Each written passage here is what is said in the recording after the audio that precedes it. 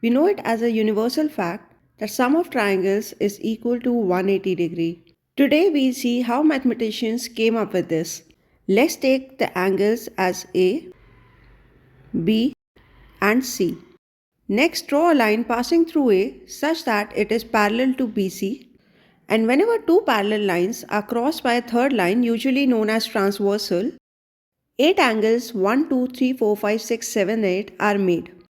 Now focus on angle 4 and angle 6. They are pair of interior angles on opposite side of the transversal and are always equal. Similarly, focus on angle 3 and angle 5.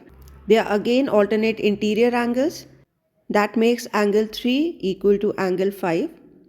Now apply this in this triangle. Since this line is parallel to BC and AB is a transversal, we get this angle as B and this angle is C.